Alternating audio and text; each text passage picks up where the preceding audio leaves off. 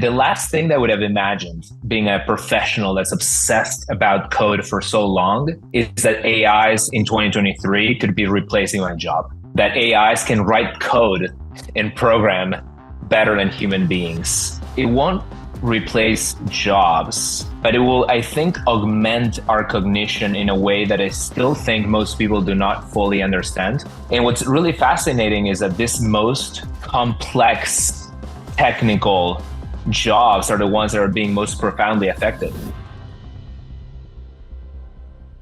All right, guys. Bang, bang. I've got Guillermo here with me. I thought a great place to start the conversation is in the depths of all the controversy. AI is here. It's accelerating. And there's a lot of people who think it is going to replace all human jobs. Humans are going to have nothing to do all day. It's going to make this horrible dystopia. Do you agree with that? Or is it actually something that's going to create more jobs over time? I think there's a healthy mix of both. I'll give you my own perspective.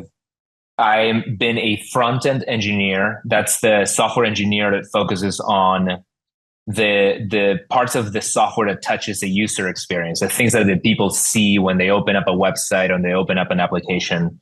And I've been doing that for 20 years. Since I was like 10 years old in Argentina, I taught myself how to code.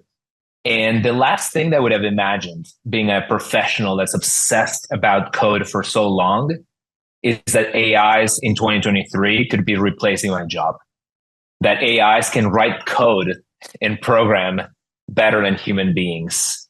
So the short answer is it won't replace jobs. It will replace some jobs, but it will, I think, augment our cognition in a way that I still think most people do not fully understand. It's one of those things where like, you have to use these AIs in order to you have to use them at work. You have to use them as these co-pilots of everything you do in order to like really understand the implications that they're going to have for jobs. And what's really fascinating is that this most complex technical jobs are the ones that are being most profoundly affected. So it almost seems like for the average person that like imagine like blue collar jobs, right? The impact there doesn't seem to be as obvious to me yet as it is for even my own job, which is so technical and in many ways creative. But again, like my whole thing has always been, I'm a techno optimist, and I believe that anytime we have new tools that massively amplify our ability and our cognition, we end up creating more jobs and better prospects for everybody. I think that's a great way to look at the world. And, we probably look at it very similar in terms of like, it gets better over time, not worse for most people on the planet.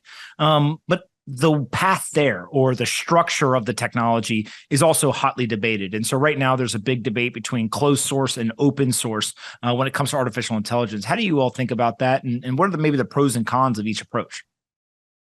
Yeah, I'll give you a very quick framework that I use to understand open source versus closed source. In the short term, when there's new technology, there seems like there's a huge opportunity for large companies to move really fast and put all their weight behind proprietary solutions. So way back in the day, the way that the entire internet run, it was on proprietary software. If you look at how the internet runs today, how cloud services run today, the vast majority of it runs on open source software. Open source wins over the long haul. In the beginning, it's always the proprietary solutions that move fast. So obviously today, when you look at AI, things like OpenAI and proprietary models, clearly better, just more intelligent, better integrated. They're moving really fast. There's a lot of investment going on. The open source models are not so intelligent yet. They're not so powerful yet. But to me, this rhymes a lot with what I've seen in my past where, for example, the advent of Linux as a competitor to Windows, especially in the data center and in the cloud. In the beginning, not so good. When a lot of people don't know this, but when Linux first came out, which is this open source operating system, the creator of Linux introduced it he called it a toy. He emailed this mailing list and he said, I'm introducing this new operating system. It's kind of a toy. I'm out here researching at the University of Helsinki. And then what happened was it just gained this momentum and this massive ecosystem and community of people that were pushing it. So on one hand, I tell you, like the very first thing I think about is never write off open source. Um, it's a way of people to collaborate at massive scale. It's a way for people to exchange ideas. It's a way for companies to do business development without people being involved in meeting rooms. Now, there's a question of safety and alignment, right? And that's the one that is most controversial these days because folks are arguing, well, these AIs, it can become this super intelligence that could destroy the earth. It's best if they're heavily regulated. And if they're, if there's maybe two or three proprietary ones, then the government can like wrap their arms around them. However, the counter argument of that is that without open source, it's just hard for the entirety of the world to be monitoring the evolution of the technology and ensuring its safe deployment.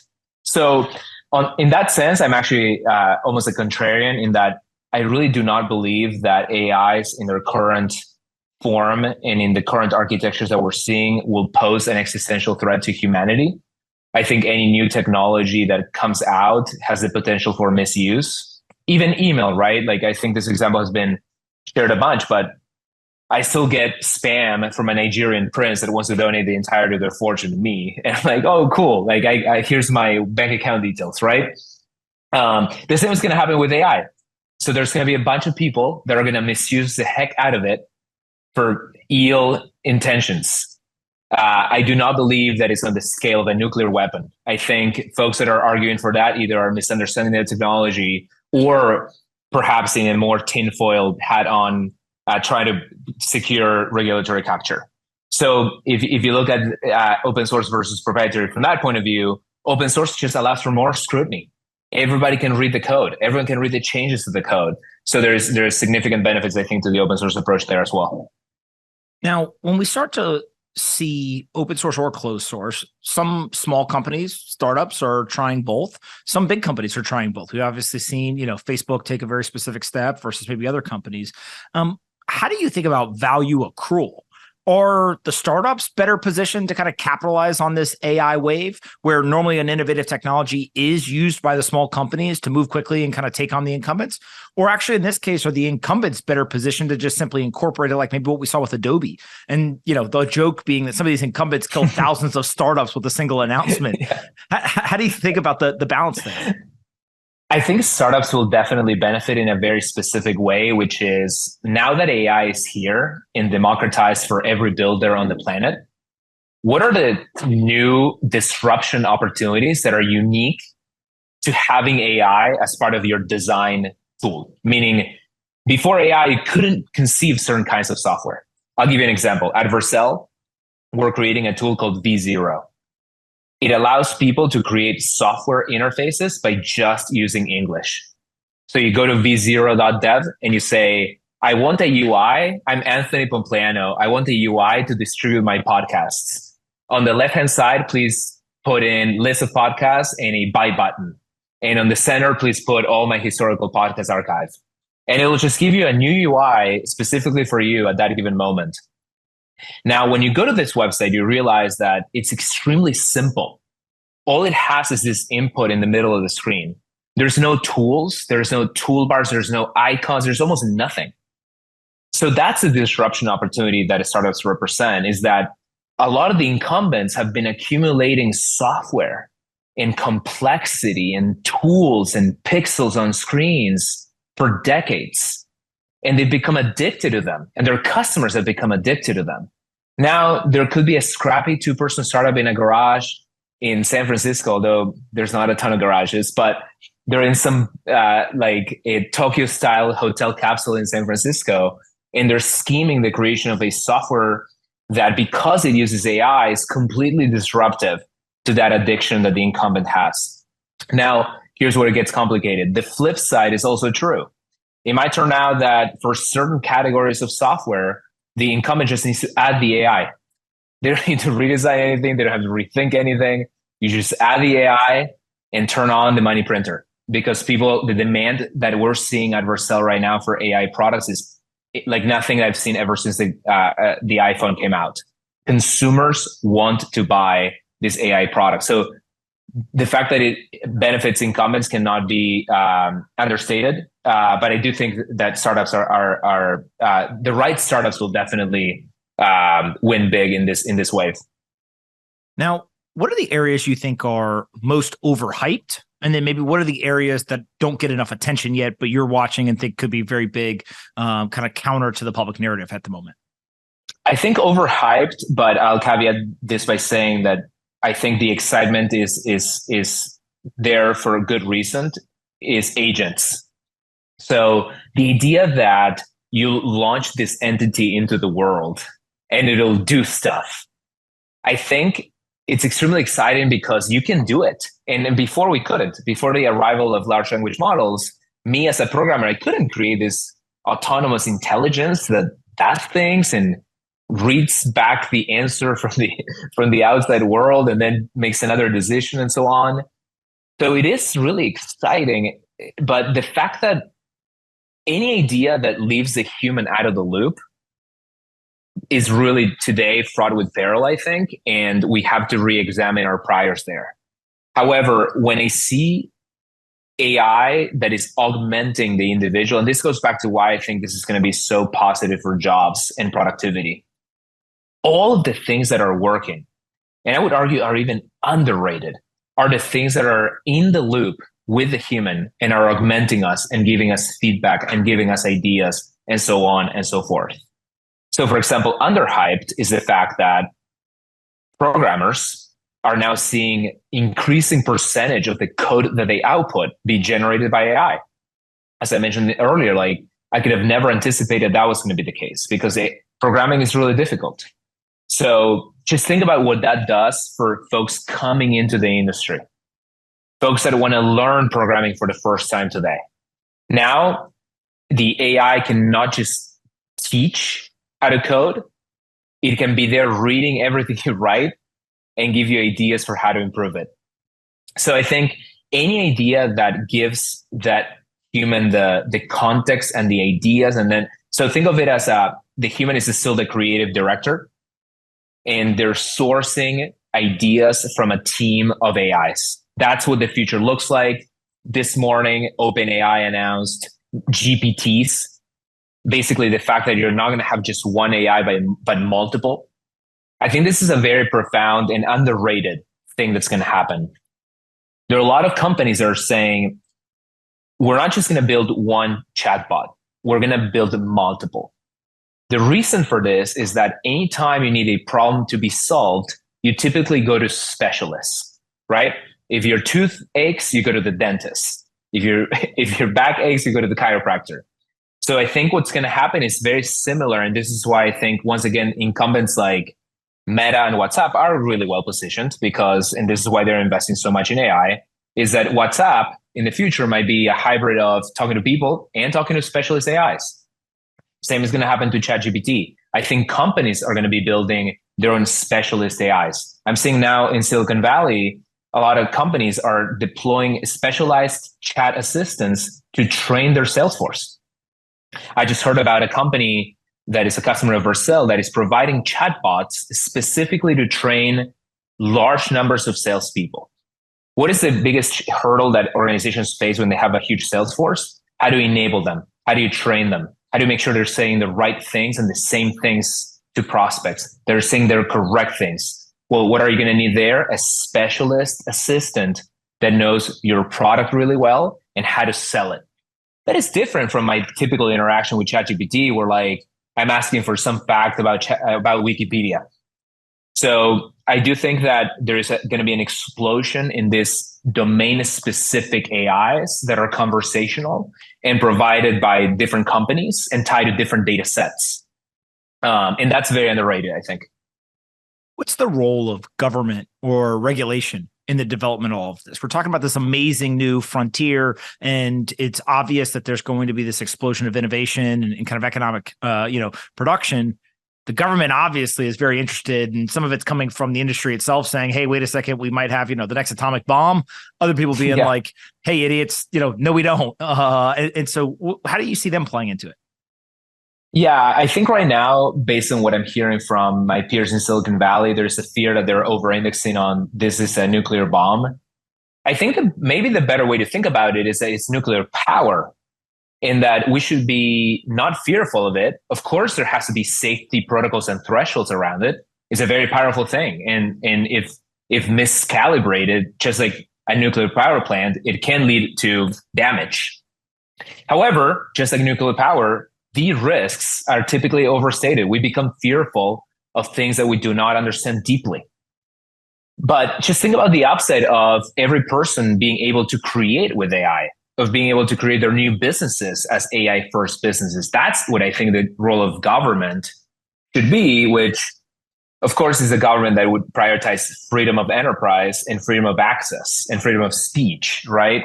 So I do think that if I were to make the determination here, it would be, hey, all of our startups need to be able to access these tools. All of our small businesses, all of our individuals. Of course, we must protect people. We must protect the average citizen. I have this fun anecdote of one of the investors in Vercel is a major firm that invests in Silicon Valley companies that want to have a presence in Japan. Japan, for many verticals, is the second largest software buying market in the world. Japan is a country that loves innovation. They're early adopters of all software. We have all these exciting communities of engineers that love the Vercel platform in Japan. So I went to visit. And one of the things that the Minister of Technology was talking about was the fear of how voice AI could become very prevalent to attack the elderly population of Japan that are already victims to this basically scams where like they get phone calls. Hey, it's your nephew, Anthony, or is your grandson, I need money wired. Now, think about how easy it is. And OpenAI also made an announcement this morning, and there's technologies like 11 Labs where you can just clone anybody's voice. I don't know if you've seen this, but there is like even AI music where Kanye sings Rebecca Black Friday. And it's just perfect. So imagine the potential for using that and abusing that power to make phone calls on autopilot, and especially for like the older population, what it could do to their financial well-being. So I do think that deployed at mass scale, these AI systems are dangerous. But again, this is very similar to the email example I gave earlier. Any technology at scale, there's going to be bad actors that find ways to abuse it and misuse it, but we cannot throw the baby out with the bathwater. Now, one of the areas that I know you've got a lot of experience with, you mentioned earlier, is around this kind of front-end UI. And you spent years, maybe decades of your life becoming very good at it and understanding all the intricacies and essentially building expertise. Now, I can go to many of these different products and with a couple of words, almost as if I was speaking caveman English, all of a sudden get a UI. And maybe it's not perfect, but you can see that the kind of direction that we are headed here, it is going to get very, very good. On one hand, it kind of just replaced, 15, 20 years of your life and then the work that you did. Yeah. On the other hand, it would free you up now to not have to go and do the work. And so how do you think about generative AI and kind of these UI front ends, maybe as like one area where it's very clear the machines are probably going to be just as good, if not better, than the human at some point in the near future? This episode is brought to you by Cal.com. What do I have in common with Chad Hurley from YouTube, Toby from Shopify, and Alexis from 776 and the co-founder of Reddit? We all use Cal.com instead of Calendly, and we are all early investors as well. Cal.com is leading the charge of scheduling platforms in the open source sphere, offering you the chance to harness the efficiency previously reserved for elite corporations and tech gurus. If you like to have your calendar organized and be able to have an efficient exchange when scheduling, but you love all of the benefits of open source technology, then Cal.com's for you.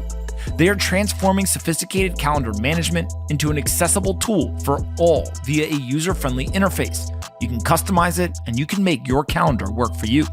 Use code POMP for $500 off when you set up your team with Cal.com today.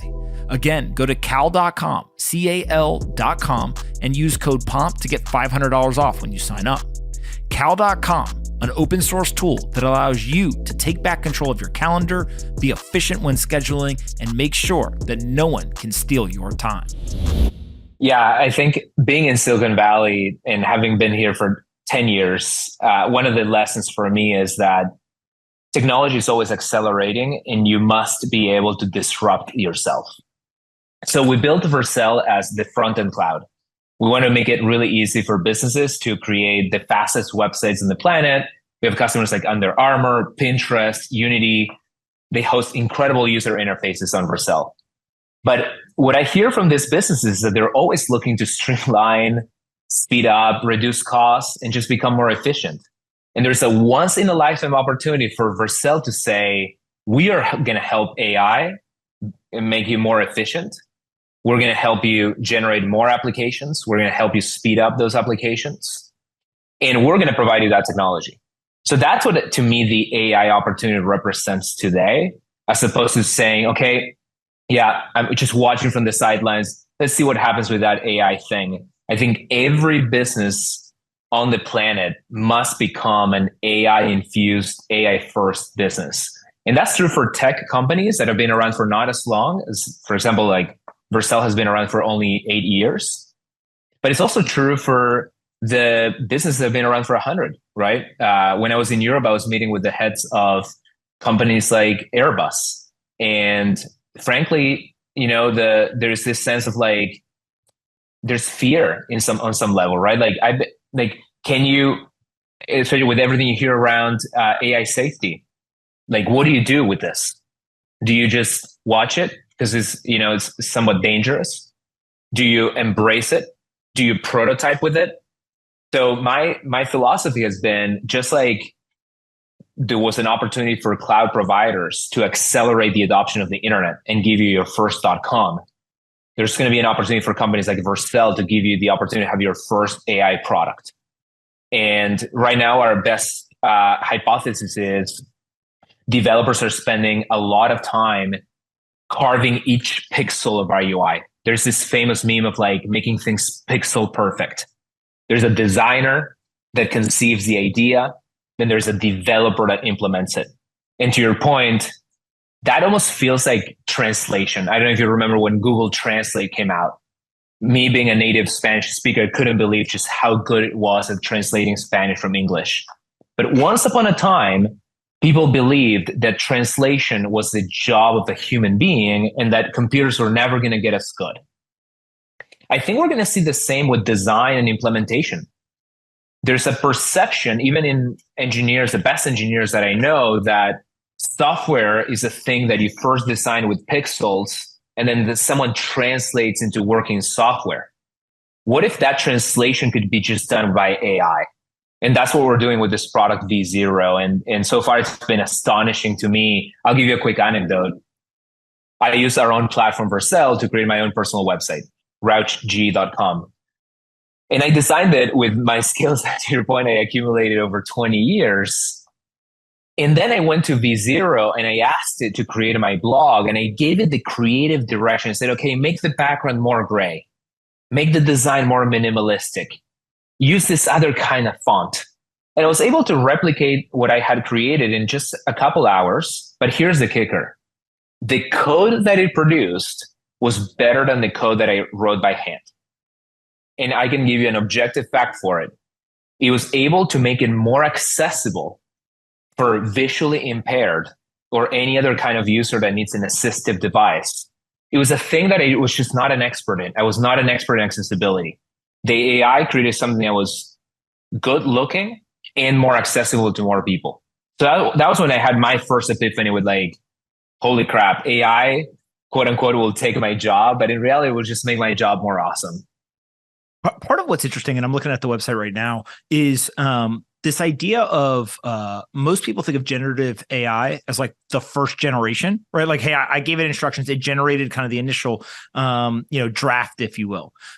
The part that is more interesting to me is the speed at which you can iterate and improve that design. Yes. So when you say, hey, make the background, more gray, do this, do that, whatever, you could spend minutes, hours, days, depending on what the product is, et cetera, iterating. Now, by simply just typing words, it's almost like you're delegating to someone else, hey, go do this and come back when you're done.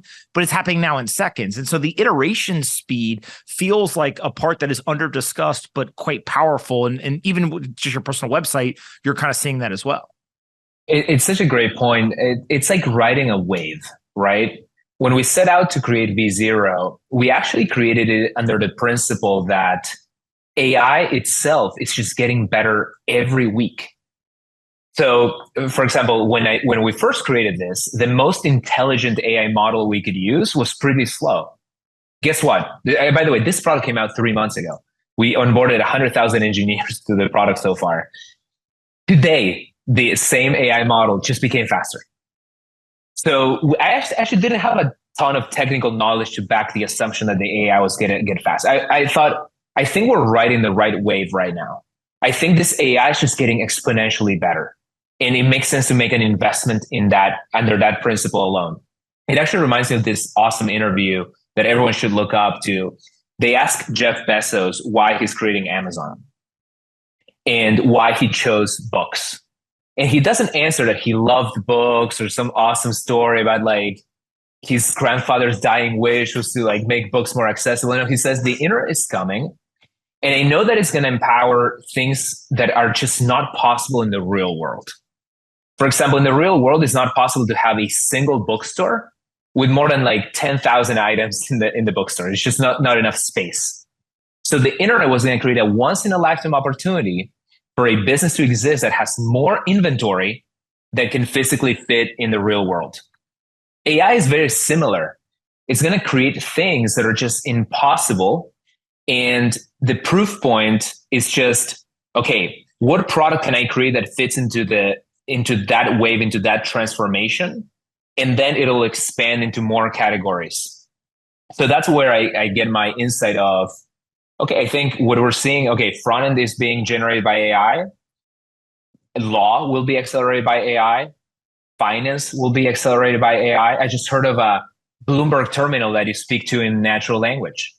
Instead of pointing and clicking to find your stock of choice and look at the market capitalization, you can just say, please plot Tesla's market cap and contrast it with vehicle production output according to what you've indexed of the earning call transcripts.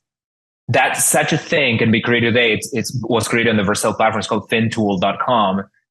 That's going to disrupt finance. You're going to have all these verticalized disruptions of a lot of existing businesses predicated on this incredible and accelerating AI capability. Now, Vercel itself, front end as a service, front end cloud. There's a couple of different ways that either you guys describe it or other people would talk about it. It's this very unique technology where you're separating the back end and the front end, and you're allowing for things like this kind of V0, but other capabilities.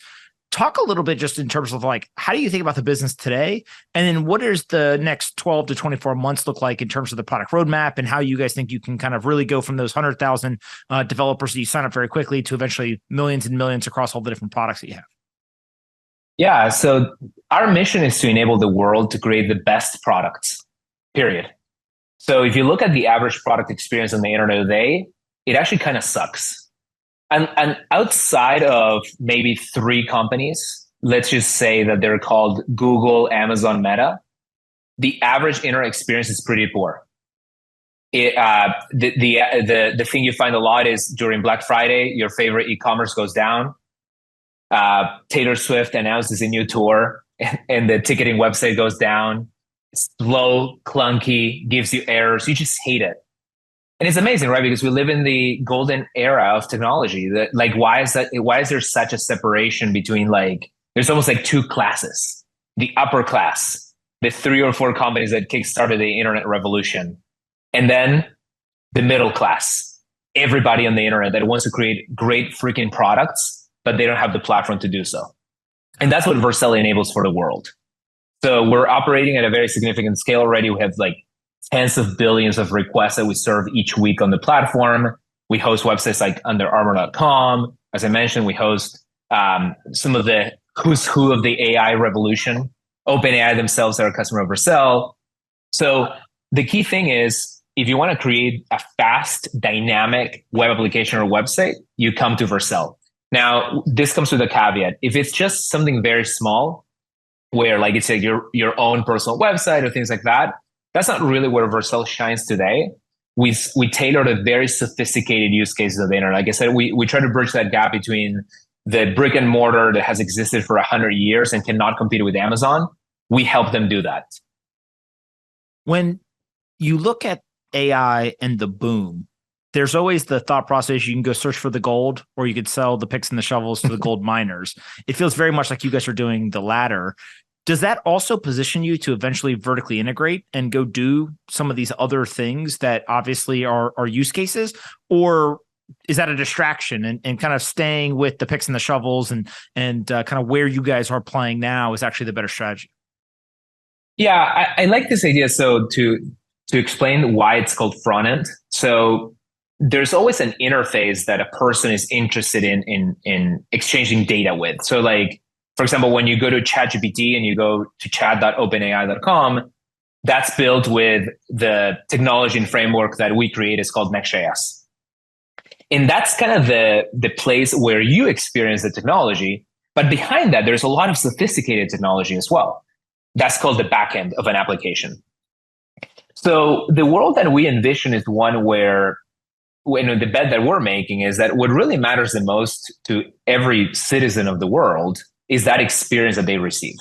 And Vercel exists to make those experiences awesome, fast, personalized, unique to each person on the planet. And we facilitate businesses to create those awesome experiences. Now, we're also in a very interesting position to your point about we can connect all the services that exist in the cloud. So think of as turning each capability, whether it's AI, payments, product recommendations, all the things that you would want to include in your applications, we can turn them into Lego bricks that people can really easily slot into our cloud. So instead of trying to compete in every dimension, we think of ourselves as aggregating this global marketplace of ideas, products, and services so that people can create. And kind of the aspiration here is that, a lot of people should probably switch away from just pure consumption to being able to create and publish great ideas on the internet. And I think over the past few decades, we've over-indexed a bit on things that tailor to consumption. So like when you think about the TikToks, the Instagrams, I think there's probably an entire generation that could instead been creating products. And if we can lower the barrier to entry to those people to create products, I think we're going to end up with a much better world. You've been working on this for a while. My last question for you is, what is the most surprising thing that you have experienced or the thing you didn't anticipate over those years? I think just how fast things accelerate as you get bigger. So in some ways, like it feels like, I can't believe that we have a 450 person organization where it used to be literally just me in an apartment in San Francisco. The global impact that technology can have is the thing that astonishes me. For example, when COVID happened, I went to the airport. I needed to get a test to go to take my flight to Japan. Both COVID applications that I had to go through were built on our platform. The one where I could scan the QR code to get the test, and then I actually got the wrong test, by the way, because apparently Japan required another kind of COVID test, so I had to go to another kind of clinic in the airport. Also a Vercel application. So I was astonished. And obviously, in some ways, I should have, eaten my own dog food. I created this platform so that people could create applications so fast. The pandemic hit. And how do you create a fast application to give people digital appointments for getting COVID tests and vaccines and so on? It ended up, we became a standard platform for creating that kind of application. When Web3 and crypto happened, we became the standard platform for creating Web3 and NFT marketplaces. We still support some of the largest in the world, like OpenSea, et cetera. Now, when AI happened, we've provided the platform for folks who create these AI innovations. So that was certainly unexpected in the sense of if you work hard and long enough, magical things can happen and they tend to grow faster than you can imagine. It's also been stressful, to be honest. Like it's infrastructure on the internet at that kind of scale. It's amazing because like you visit these offices in San Francisco and like I show you Vercel and you're like, oh wow, it's not that many people.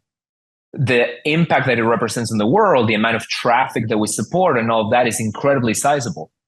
And yeah, so there's a lot of pressure. There's a lot of attacks on the network, for example. There's a lot of bad actors that we're fighting every day and mitigating attacks on behalf of our customers. So I always tell people, especially aspiring entrepreneurs, so that they know what they're getting into. when you open up a service like this to the public internet, it's a freaking zoo. You get everything. You get all the good, and you get to see pretty nasty things about the internet, especially when you're so diversified across so many verticals. So I got to experience the dark side of the internet, especially now with AI. It happened again. I got interviewed about this recently. So there are a lot of bots and bad actors trying to find AI applications and misuse them and try to extract the intelligence, which is really expensive. Each time you make an API call to use one of these large language models, it's very expensive. So there are a lot of bad actors that are trying to basically leech your AI resources that you embedded in your product. So there's all these new categories of attacks and threats that we have to fight on behalf of our customers. I would have never expected the size and volume of that. And it's awesome. And it's a privilege to be serving the internet on that basis. But it's kind of hard for folks to relate to what that's like when you're just enjoying the internet from your couch. I could talk to you forever. Where can we send people to find you on the internet, or if they want to follow along, they want to ask questions, where's a great place to send them? Yeah, so I'm very active on X, formerly known as Twitter. So Rauch G. The Vercel platform is on vercel.com. We have a bunch of templates that people can and companies can use to deploy applications and learn. And then if you want to get started building with AI and perhaps you're not an expert in front end, but you have ideas, go to v0.dev to check out our generative UI product. Awesome. Guillermo, thank you so much for the time. I learned a lot today. I think other people will as well. And we'll definitely do it again in the future. Thank you, Anthony.